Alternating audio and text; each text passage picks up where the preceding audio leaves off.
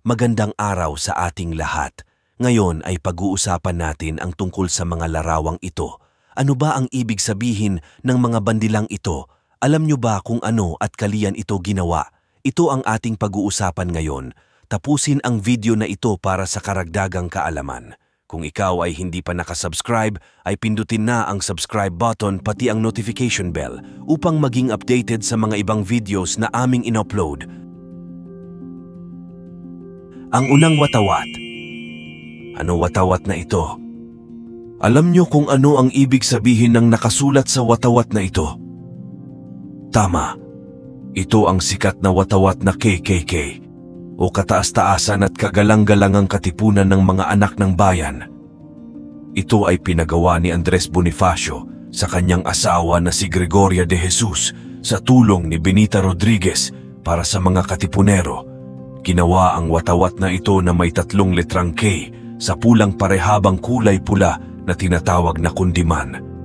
Ang kulay ay isang simbolo ng pagbuwis ng dugo at katapangan ng mga katipuneros at ang handang pakikipaglaban hanggang sa huli. Ito ay ginawa noong 1896 para sa kilusan. Ito ang naging unang opisyal na watawat na ginamit ng mga katipuneros. Pangalawa, watawat.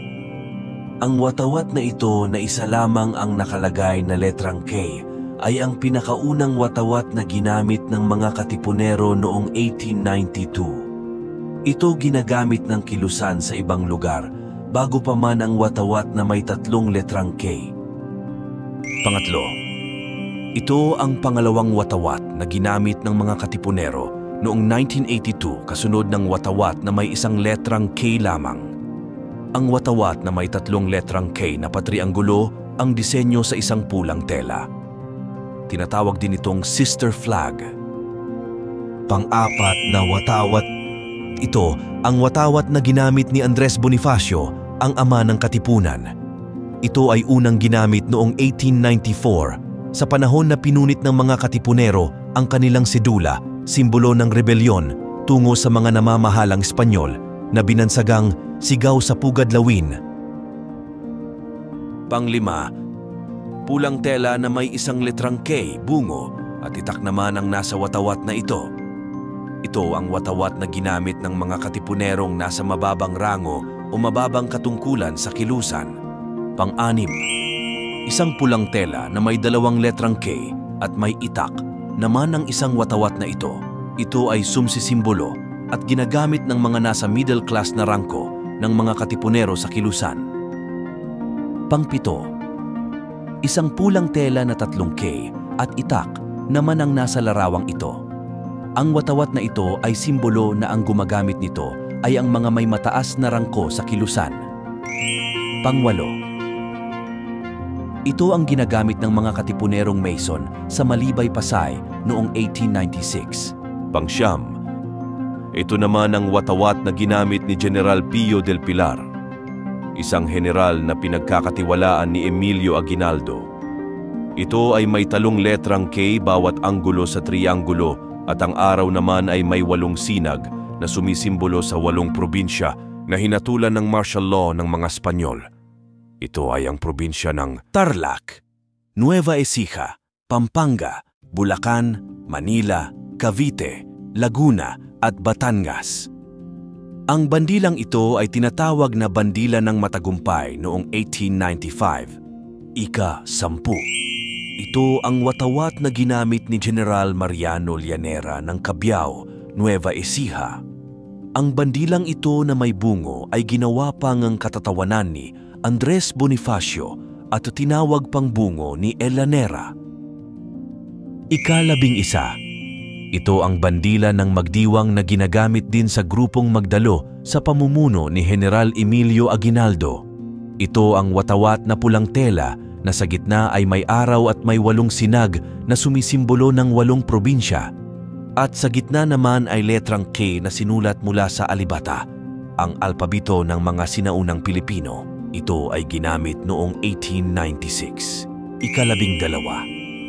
Ang watawat na kahawig nga watawat ng magdiwang na ginamit ng grupong magdalo ng taga Cavite sa pamumuno ni General Emilio Aguinaldo. 13, watawat na may talong kulay, pula, asul at itim. Kahawig ito sa ating watawat ngayon. Ito ang unang watawat na may 3 kulay. Ito ang bandila na ginamit ni General Gregorio del Pilar, ang pinakabatang general ng Katipunan. 14, ang pangalawang opisyal na watawat na ginamit sa gobyernong pinamahalaan ni General Emilio Aguinaldo. Ito ang watawat na hinango mula sa watawat ng Magdalo. Tinawag itong Son of Liberty Flag. Ginamit ito noong 1897, pang-15 at panghuli nating watawat.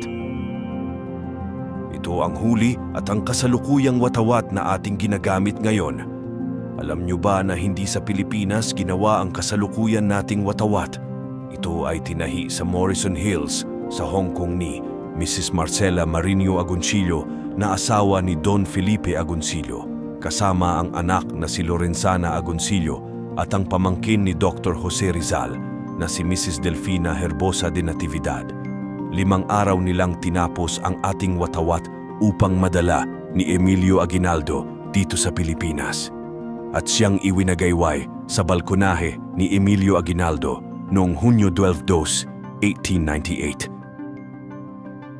Ito ang mga watawat na naghugis sa ating kasaysayan na ginamit ng ating mga katipuneros o ng mga taong handang magbuwis ng kanilang buhay kahit paman dumanak ang kanilang sariling dugo para makamtan natin ang kalayaan. Kailangan nating malaman at tandaan ang mga watawat na ito ay hindi lamang bilang isang sagisag kundi para maalala natin ang pinagdaanan ng ating mga ninuno at kung paano nakamtan ng Inang Pilipinas ang ating kalayaan sa pamamagitan ng ating mga magigiting na mga bayani. Maraming salamat po. At yun lamang po sana ay may natutunan tayong kaalaman sa video na ito. Maraming salamat sa panonood hanggang sa huli.